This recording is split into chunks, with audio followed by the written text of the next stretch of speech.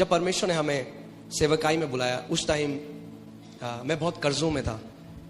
मैं और मेरी जो वाइफ है, हम लोग बहुत कर्जों में थे। बैंक वालों से फ़ोन आते थे, और आपको पता है जब बैंक वाले कर्जे के लिए फ़ोन करते हैं तो कितनी बदतमीज़ से बात करते हैं। और वो एक ऐसा समय था जब वो बहुत हार्ड था हमारे लिए फाइनेंशियली। हमें पता नहीं था कि क्या हम करें।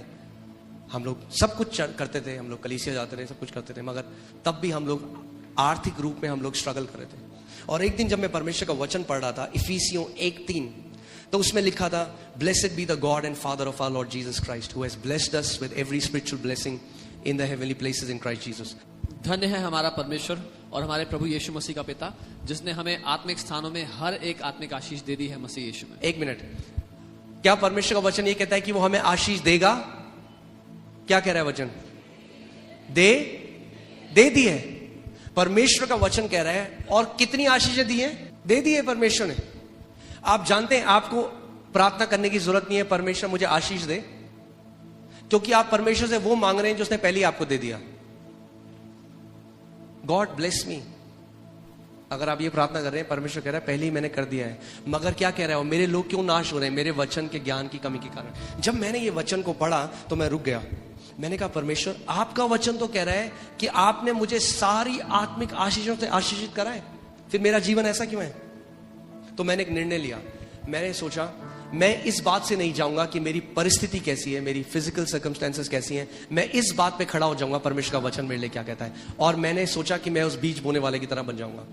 सो मैं कमरे में गया, मैंने दरवाजा बंद किया और 3 घंटे तक मैं केवल इस आयत को बोलता रहा। 3 घंटे तक।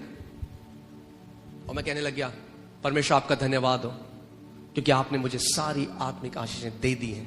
बार बार बार बार। क्योंकि विश्वास कैसे आता है? सुनने से। और सुनना किस चीज से होता है? परमेश्वर के वचन से। जब कभी परमेश्वर का वचन आपके कान में पड़ता है और आपके हृदय में जाता है, वो विश्वास को प्रोड्यूस करता है। आमीन। सो मैंने 1 दिन किया। आप जानते हैं क्या हुआ? कुछ भी नहीं, क्योंकि 1 दिन में कुछ नहीं होगा। जब आप बीज बोते हैं उसी दिन आ जाता है क्या फल? नहीं आता। मगर हम क्या करते हैं? हम जानते हैं क्योंकि हमने बीज बो दिया है, अब उसका फल आएगा। मैंने 1 दिन बोला, 2 दिन बोला, 1 हफ्ते, 1 महीना। मैं किसी इंसान के पास नहीं गया, मैंने किसी से उधार नहीं मांगा। हमें तब भी फोन आ रहे थे बैंक से, हमारे साथ तब भी वो लोग जो भी बोल रहे थे। मैं परमेश्वर के पास गया। मैंने कहा प्रभु, यूहन्ना 17:17 में प्रभु यीशु मसीह ने कहा कि पिता तेरा वचन सत्य है। क्या है तेरा वचन? मैं आज आपको एक बात बताना चाहता हूं। जो कुछ भी आप इस समय आपके साथ हो रहा है, जो भी आपकी परिस्थितियां हैं, अगर वो गलत हैं, वो एक तथ्य है।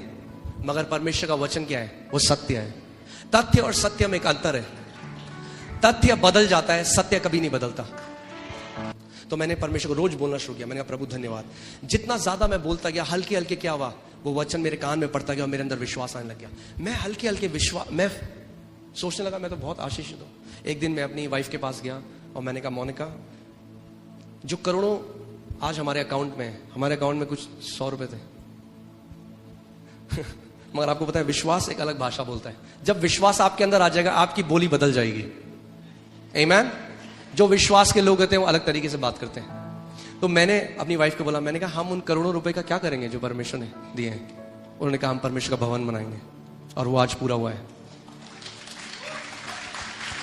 सो जैसे जैसे जैसे जैसे मैं परमेश्वर के वचन को बोलने लगा, हल्के हल्के मेरे अंदर मेरा हृदय इस बात को मानने लगा, मैं आशीषित हूं, मैं आशीषित हूं, मैं आशीषित हूं। और जब मैं उसको मानने लगा, प्रभु यीशु मसीह ने हर बार क्या बोला?